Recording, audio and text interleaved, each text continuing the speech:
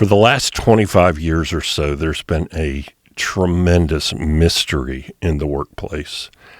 The whole idea of employee engagement and the surveys and what motivates people and the disengagement epidemic and people walking away from their jobs, all of that revolves around this sort of mystery that everybody's been working to solve around the mentality, the mindset, the motivations of the workforce. In this video, we're going to unpack all of that so that you're going to walk away with such a clear understanding of what's going on around you and maybe in you. And you'll be able to go forward with greater confidence. You'll understand how to untie some knots in terms of people and strategy and HR that have just been confounding the organization. Write down today's date because this is going to be a pivotal day in your professional journey. I'm confident of that. The first thing you have to understand is that this is the first time in recorded history that the workforce has reached what Abraham Maslow called self-actualization. We have never had a workforce made up of self-actualizers before, and this changes everything about how they're motivated, what they want in life, what they want professionally, and how business can do sort of an employee value proposition, a transaction, a negotiation with its own workforce in order to achieve that sort of quid quo pro, that relationship between employer and employee that makes business run in the first place. So let's talk about millennials for just a second because, we all had that sort of season where everybody just sort of scratched their head, and it was just sort of almost enjoyable to watch the boomers who were aging out, or even the Gen Xers, respond to this millennial mindset and the people that came into the workforce and just how different they were. And there was sort of this almost one down, condescending, you kids don't know what it's like. But really behind that was a total misunderstanding of the generation that preceded them, a failure to really understand the psychology that was going on in the workplace at the time. And just to make sure that we all understand the changing role of our motivations throughout history, take a look at this video. Just a few generations ago, we were an agrarian society. More than half the workforce was involved in producing food for survival. When the Industrial Revolution came along, thousands of farmers walked off the fields and into factories, coal mines, and warehouses. The workforce was at the bottom of Abraham Maslow's hierarchy of needs. Overnight, entire industries were born. To help them function, management was established, and people lined up for a chance to work. For over 50 years, management enabled companies to attract and motivate workers to perform effectively. But as Maslow predicted, the people changed. Their needs changed. And within a generation or two, the need for survival was slowly replaced by the need for success. To meet the new need, a new corporate discipline took over: leadership. For the next 50 years, leadership and management kept the workforce happy. By 1990, however, the magic was gone. Things were so bad that Gallup launched a new survey to measure disengagement in the workplace. The results? More than 2/3 of the workforce was disengaged. Stunned executives would spend the next 30 years scratching their heads and wasting billions trying to solve the problem. What nobody realized is that the workforce had reached what Maslow called self-actualization. In fact, it was the first time in mankind's history any population had reached this status. What the people wanted was a way to feel significant. They didn't just want a job. They wanted to be good at something, to believe in something, and to belong to something. So that's the basic psychology. So with that as a background, let's look at what those needs are. Let's look at what defines the mindset of the millennial as they come into the marketplace. Now, the broad category that we use is significance. There's sort of three different expressions that it shows up as. So let's talk about each of those three: craft, cause, and community. And as I describe these, see if you don't have certain people pop into your head as I describe these, and maybe you're one of them. But the first one is craft. And so what this is saying is that there's a person, I mean, if you want to think of it as a personality type, that might help. But there are people who just want to be craftsmen. They want to be masters of certain skill sets.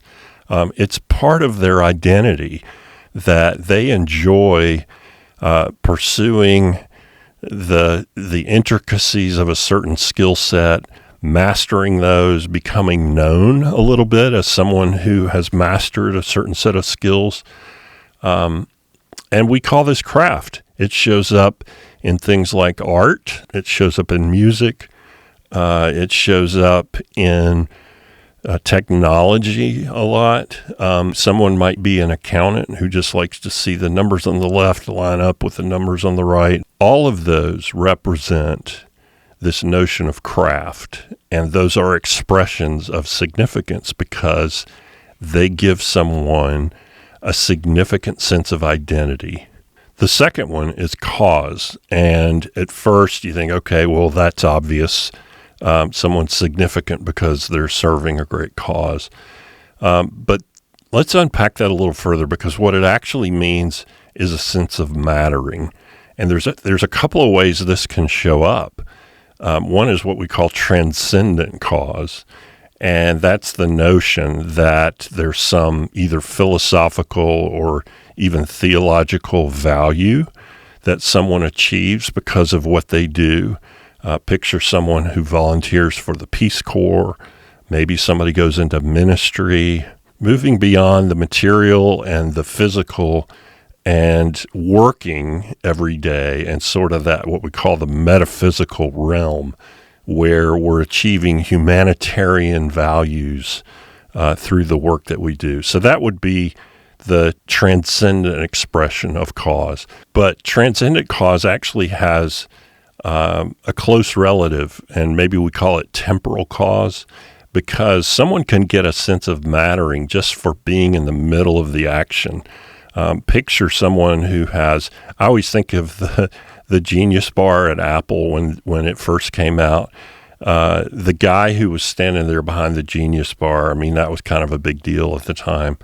And so to be one of the geniuses working at the Genius Bar kind of gave the person, I mean, you could tell they had a little bit of an air about them when they were deciding who they were going to help next. But a barista at a Starbucks kind of feels like, hey, I'm in the middle of the action. The entire world, passes through my drive-through every day on the way to work.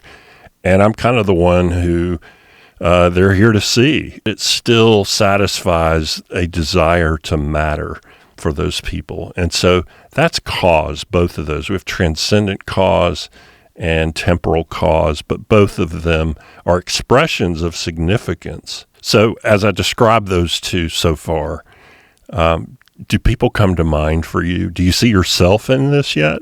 Do you start to understand or envision how one person would be motivated by certain things and maybe not motivated by other things at all?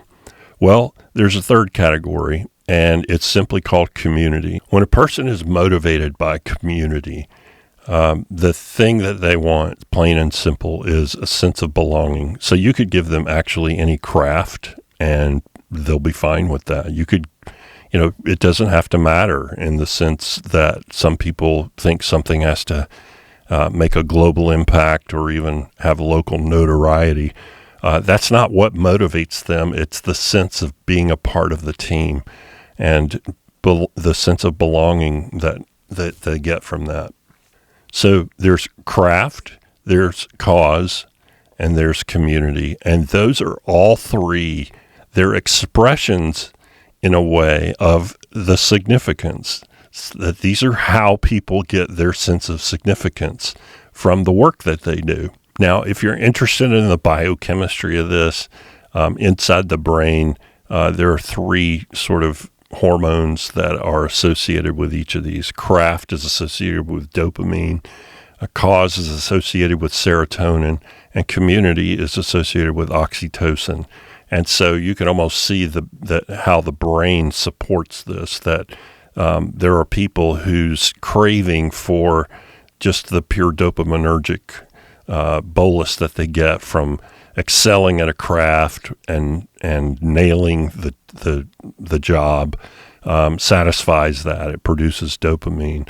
Or how the serotonin from mattering in the world and achieving something gives them a sense of significance. It's the release of serotonin. And then for the community-oriented person, the oxytocin, that being part of a tribe and that sense of belonging produces, is actually traced to just the biochemistry of oxytocin in the brain. So there they are, all three: craft, cause, and community. And as I describe those three things, which one do you think you are? Now, the truth is we all have all of them. We all have, to some degree, for those of us who have reached the self-actualization, we all care about craft and being good at something, theoretically. We all care about cause and mattering. And we all care about community. We don't want to go through life completely alone, and we professionally don't want to go through life completely disconnected from the rest of the professional landscape. So everybody has some of these, but what I see most of the time is that there is a favored, a dominant, a preferred set of motivators. And so we see people who are motivated almost exclusively by craft, or almost exclusively by the cause motivation, or almost exclusively by the drive or the quest or desire for community. And we test for this, of course, in the culture MRI. But really just hearing the description of it, you can sort of put yourself in a category. When I first started doing the research around this, I would just ask people, I would say, here's 3 motivators. Which one do you think you are? Now, here's why this is significant. Because if you're using the wrong motivation with a workforce, you're going to get the wrong results. You're not going to get the results you're looking for. I remember there was a software company where I was doing research, and I asked everybody, I explained, it was a room full of maybe 60 people, and I described the 3 motivators: craft, cause, and community. And then at the end I said, now raise your hand if you think you're craft, and the whole room raised their hand except for one person. Because these were all coders, these are people whose professional choices, they got into, mastering a craft, coding, writing software. And then I asked about cause, and there wasn't a single hand that said, hey, I'm a cause person. And then I asked about community, and the one remaining hand went up, and it was the founder of the organization. His whole MO with starting a company was coming from a sense of community, a motivation to be a part of a community. And here's why that was important, because he immediately just kind of, everybody laughed, for starters. And then he said something I'll never forget. He said, I guess we don't need to have all these company picnics all the time. And you could just feel the air in the room when he said that, because practically speaking, what had been happening is these people were working hard. They were enjoying the craft part of their job, but then frankly, they felt guilty about not wanting to go to company picnics and company outings and things like that.